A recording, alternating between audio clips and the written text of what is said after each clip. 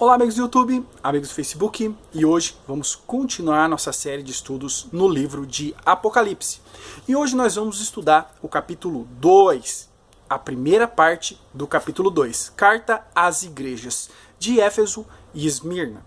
Eu sei que muitos de vocês têm esperado, estão ansiosos pela parte profética do livro, mas a proposta dessa série é estudar todo o livro de Apocalipse, capítulo a capítulo, versículo a versículo.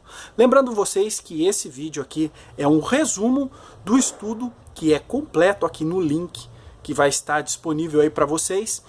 E no link você vai ouvir o áudio da pregação somente em áudio, mas com muito mais detalhes.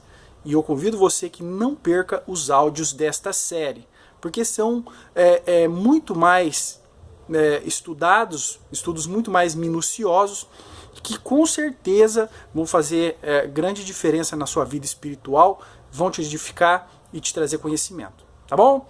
Então hoje nós vamos estudar as cartas às 7 igrejas, começando hoje por Éfeso, Esmirna, tá bom? E a escola de interpretação que eu uso do livro de Apocalipse, que eu vou usar a partir de agora e até o final do livro, é a escola de interpretação futurista. Nós acreditamos que capítulo 1, 2 e 3 de Apocalipse são coisas do passado, coisas que já aconteceram. Capítulo 4 em diante, revelações para o fim dos tempos. Então, essas cartas às igrejas, nós acreditamos que foram destinadas a essas igrejas que estavam na Ásia, cada uma em sua cidade, e a mensagem foi para elas, exclusivamente para elas.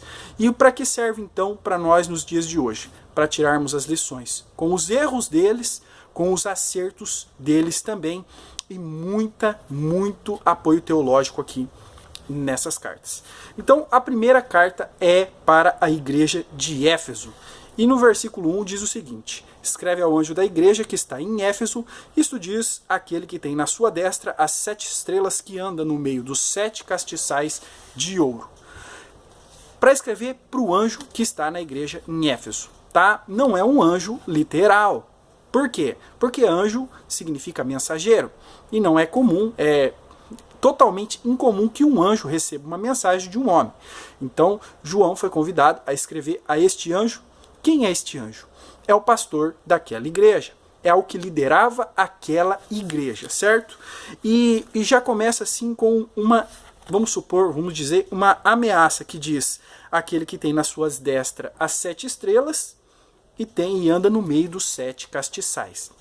Nós vimos no estudo anterior que as estrelas representam as igrejas e que os castiçais, quer dizer, os castiçais representam as igrejas e as estrelas representam os pastores dessas igrejas. Então Cristo está dizendo a eles: olha, eu que estou escrevendo para vocês, é o que estou nos meios dos 7 castiçais, ou seja, eu estou entre a igreja, eu estou de olho na igreja e tenho as estrelas nas mãos, tenho os pastores dessas igrejas, os líderes nas minhas mãos. Cristo está dizendo: eu tenho o comando de tudo, tá? E Cristo diz mais o seguinte para a igreja em Éfeso: olha, conheço as tuas obras e o teu trabalho e a tua paciência, e que não pode sofrer os maus, e puseste à prova os que dizem ser apóstolos e não são. Tu achastes mentirosos. E Cristo diz: eu conheço as suas obras, estou vendo o trabalho que vocês estão realizando em Éfeso, e estou feliz, porque vocês combatem as heresias, os maus obreiros, os apóstatas, os fraudulentos. Maravilha! No estudo completo nós vamos ver que Éfeso ela foi tão pioneira aí na arte de estudar as escrituras, na arte de analisar contexto, comparar a palavra dos apóstolos com as escrituras, tanto quanto os bereanos. Tanto que a primeira escola bíblica, o primeiro curso de teologia da história foi lá em Éfeso. No áudio você vai ter isso explicado com base bíblica. E Éfeso não era um lugar muito bom para se começar uma igreja cristã, tá? Ainda mais no primeiro século. Era uma cidade extremamente idólatra. A idolatria dominava por todo canto ali em Éfeso. Tinha uma das 10 maravilhas do mundo antigo, que era um templo erigido à deusa Diana. tá? E Paulo, ele foi preso justamente porque quando ele começou a pregar o evangelho, aqueles adoradores de Diana começaram a deixar essa falsa religião e o culto a Diana passou a entrar em descrédito. E os cristãos daquela época enfrentavam isso. E esses crentes que estavam em Éfeso, eles combatiam muito as heresias, o paganismo e as mentiras aí dos deuses falsos. Como? Estudando incessantemente a palavra de Deus. Isso é bom, isso é maravilhoso. Mas isso também pode se tornar um defeito, tá? Porque Cristo diz o seguinte, olha aqui no versículo 5. Lembra-te, pois, de onde caíste, arrepende-te e pratica as primeiras obras. Eles estavam tão empenhados no estudo da palavra que eles se esqueceram do primeiro amor, das primeiras obras, que é o quê? A pregação do evangelho, o cuidado com as almas e resgatar as almas perdidas. Eles estavam lutando contra a idolatria, eles estavam lutando contra as heresias, contra os falsos profetas, mas se esqueceram que o primeiro trabalho da igreja era buscar as almas perdidas. Uma lição muito importante para as nossas vidas hoje.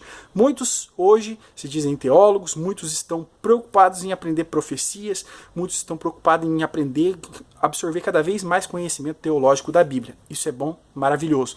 Mas nunca devemos esquecer que a nossa principal função, nosso primeiro chamado é pregar o Evangelho e buscar as almas perdidas.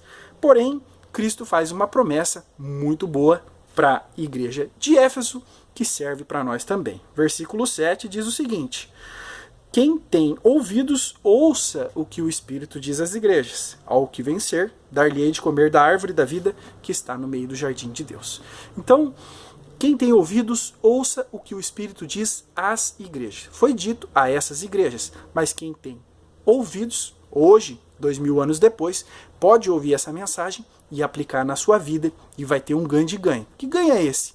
Comer da árvore da vida que está no jardim de Deus. Quando Adão e Eva pecaram, foram tirados do jardim do Éden, e o jardim do Éden foi cercados por anjos, guardiões, para que eles não comessem da árvore da vida.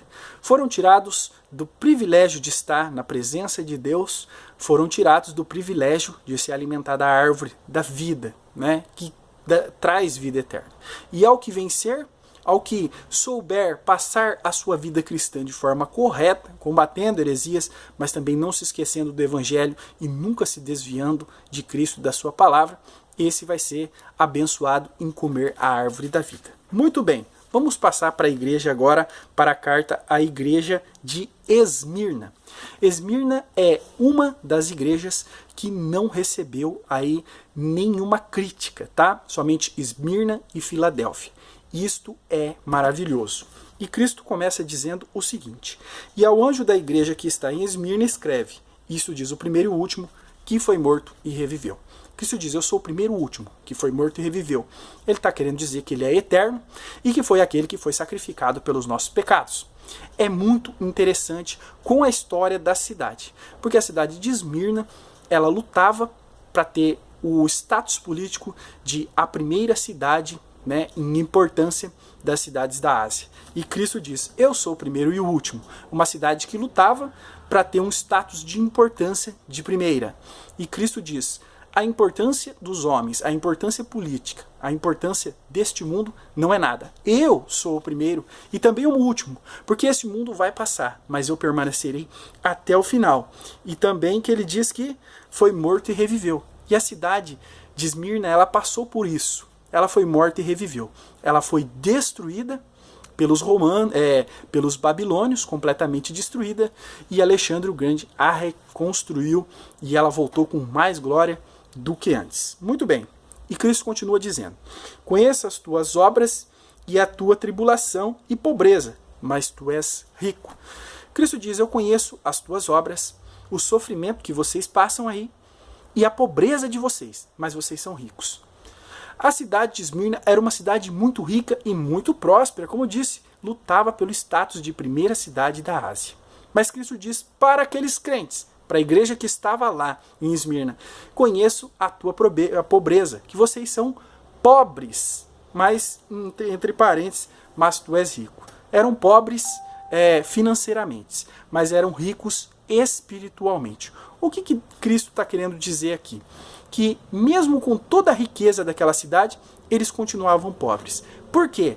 Porque naquela cidade o cristianismo era muito perseguido e os bens dos cristãos eram confiscados. Eles estavam passando por uma grande tribulação, tá certo?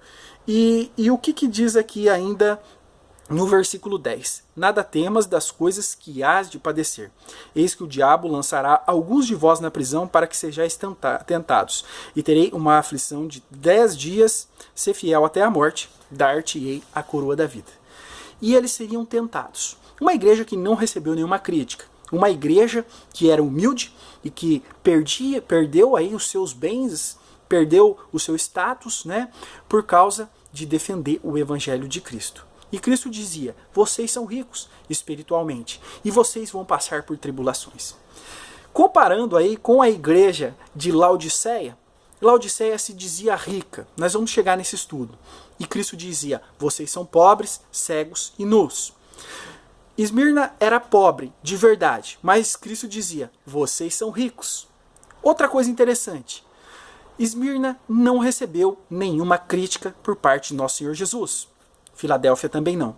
Filadélfia é usado como modelo pelos pré-tribulacionistas para dizer, nós somos a igreja de Filadélfia, a igreja perfeita que vai ser arrancada da terra e não passará pela tribulação.